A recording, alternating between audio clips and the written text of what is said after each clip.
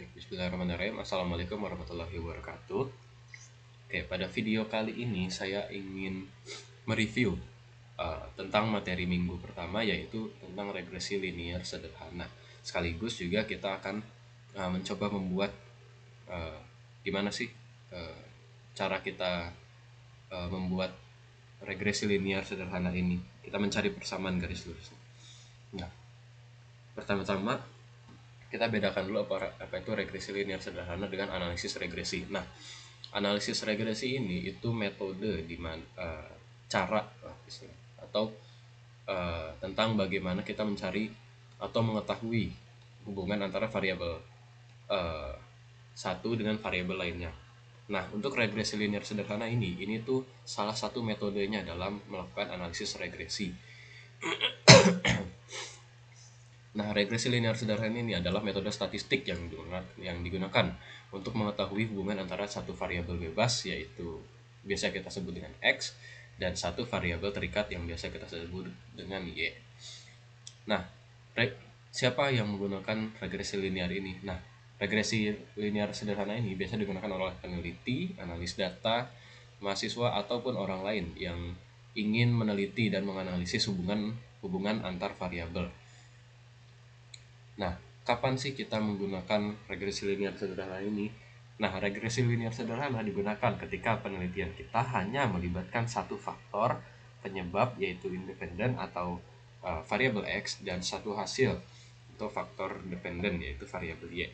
Jadi, regresi linear sederhana ini ketika hanya ada satu variabel X yang diasumsikan dia menyebabkan suatu perubahan pada satu variabel Y. Hanya satu ya. Terus di mana metode ini biasanya diterapkan? Nah, metode ini biasanya diterapkan di berbagai bidang seperti ekonomi, bisnis, pendidikan, kesehatan, ilmu sosial, dan lain-lain yang digunakan untuk menganalisis suatu peristiwa untuk membangun sebuah model ekonomi dan juga sebagai bahan pertimbangan biasanya untuk penyusunan kebijakan. Jadi metode penelitian ini kita gunakan dan diterapkan di berbagai bidang untuk digunakan sebagai pengambilan keputusan. Mengapa regresi linear ini penting? Nah, regresi linear ini penting untuk membantu memprediksi nilai variabel terikat berdasarkan perubahan pada variabel bebas. Jadi, kita bisa melihat pengaruhnya dari variabel yang terikat variabel bebas terhadap variabel terikat. Jadi kita memprediksi nilainya di situ. Seberapa besar sih pengaruhnya? Nah, dan yang terakhir yaitu bagaimana sih kita membuat regresi linear, membuat atau melakukan metode regresi linear sederhana ini. Nah, metode ini dilakukan dengan mencari persamaan garis lurus. Pada video kali ini kita akan menggunakan aplikasi eViews dan RStudio untuk mengaplikasikannya. Oke, pertama kita buka dulu. Nah, ini sudah ada eViews di sini. Logonya kalau kalian lihat yang seperti ini ya logonya nih. eViews 10. Nah, di sini kalau kalian baru buka, coba kita close dulu. Kita buka. Nah, biasanya kalau kalian buka, ini dia sudah ada tampilan seperti ini. Nah, kalau sudah ada tampilan seperti ini, kalian tinggal langsung create a new eViews work file.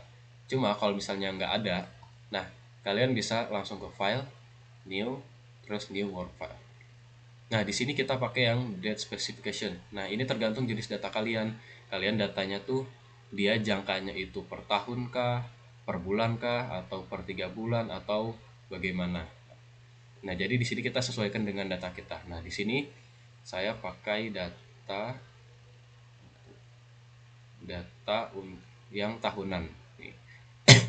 Saya sudah ambil nih data saya tentang pengaruh jumlah kriminalitas dan terhadap pengangguran. Nah, ini kita ambil dari data Polres Bogor. Nah, ini saya ambil. Pertama, kalau kalian sudah mengurutkan datanya seperti ini, kalian tinggal drag ini, terus copy. Nah, setelah itu biarin. Nah, karena tadi kita pakainya data per tahunan, maka kita sesuaikan. Di sini tahun paling awal yaitu 2020 dan terakhir 2024. Kita tulis di sini.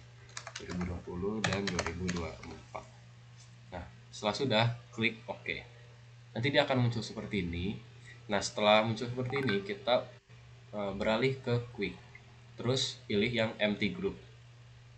Nah, udah muncul nih seperti ini. Nah, data yang sudah kita copy dan kita drag tadi langsung kita paste di sini. Nah, Bang, kenapa ini tulisannya seri? Nah, karena ini kita belum ubah namanya. Ini kan tadi kita cuma ngopi nilainya, kita belum ubah nama ininya. Nah, untuk memudahkan di sini kita ubah seri 001 ini.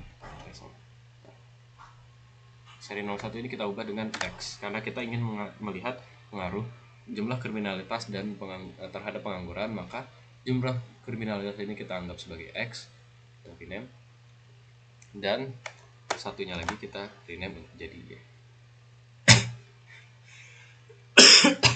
Nah, setelah muncul seperti ini, tinggal close saja. Setelah di close, kita pilih di sini X, ada X dan Y. Ini kita pilih. Caranya, kalian tekan terus tahan Ctrl di keyboard kalian, klik X dan klik Y sambil ditahan ya kontrolnya. Nah, setelah udah kepilih dua-duanya, kalian klik kanan, open as equation. Nah, di sini defaultnya itu dia kan X, Y, dan C. Nah, ini kita hapus jadi Y spasi C spasi X. Nah, setelah selesai kita langsung klik OK.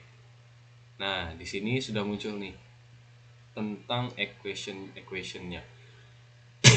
Nah, di sini kalian bisa copy aja. Nah, ini akan kita interpretasi selanjutnya.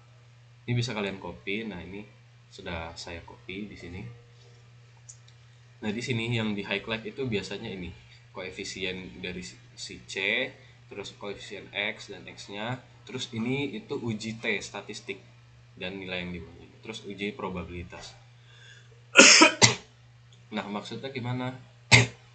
Nah, untuk uji statistik yang probabilitas ini tuh dia nilainya 0,1009 yang dimana ini lebih dari 0,05 atau biasa kita sebut dengan 5%. Nah, angka ini tuh tidak signifikan pada taraf nyata. Nah, taraf nyatanya itu ada di 5%. Terus uji T statistiknya ini bernilai minus 2343,166.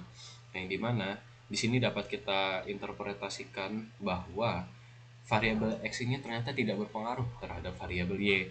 Karena di sini nilainya minus dan probabilitasnya tuh tidak signifikan. Jadi istilahnya pengaruhnya tuh hampir tidak ada lah.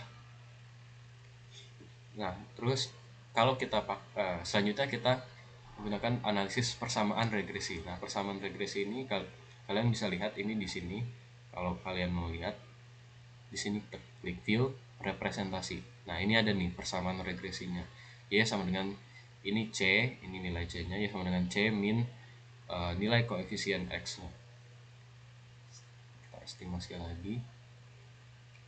Nah, di sini terlihatlah bahwa nilainya itu 8.262,151 plus 0,007740x. Nah, maksudnya gimana? Jadi ketika X ini naik atau bahkan tidak naik satu satuan, maka tetap ada Y itu tetap akan bertambah senilai 8.262 yang dimana ini tuh terlalu signifikan lah perbedaannya, terlalu jauh.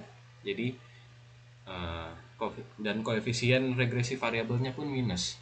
Jadi maksudnya ketika si X-nya ini naik, maka Y-nya akan turun. Begitu juga dengan sebaliknya.